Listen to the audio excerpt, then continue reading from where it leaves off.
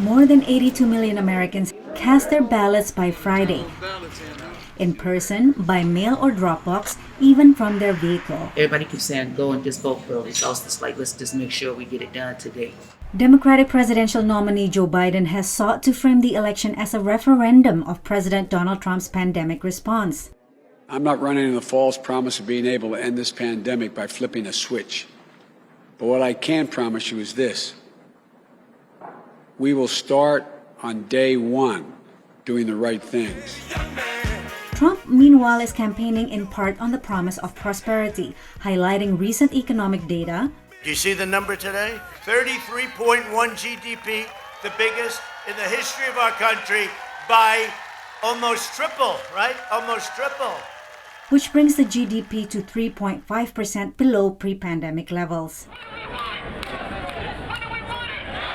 As protests over police violence continue to rock the United States, Biden blames the president for stoking racial divisions. Trump says he alone can return law and order, accusing his opponent of standing with anarchists and of having a socialist agenda that he says will ruin the U.S. The Biden closing argument is exactly what his opening argument was, that it's time to unite the country and give it a fresh start. The Trump campaign's closing argument appears to be that Joe Biden and the Democrats will destroy your life. That's a tougher sell. Former Vice President Biden on Friday maintained a 7% lead in national polls, but U.S. elections are not determined by the popular vote, and instead by electoral votes from each state based on its population. It's a winner-takes-all system in all 50 states except Maine and Nebraska.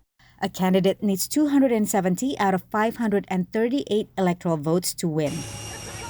Trump is hoping to repeat his 2016 victory by securing electoral college votes in critical battleground states where polls show Biden is ahead by only a slim margin. Trump is not losing as badly in some of these swing states in the Midwest as he is nationally. But it's just a question about whether the national mood is going to be far enough apart between those vital swing states in the Midwest to really make the difference.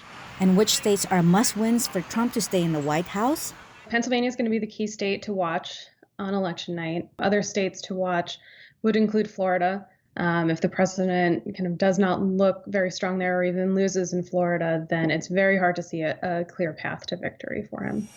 Trump headlines 2 Pennsylvania rallies over the weekend, while Biden and his running mate Kamala Harris fan out across the state on Monday. Patsy Widakuswara, VOA News.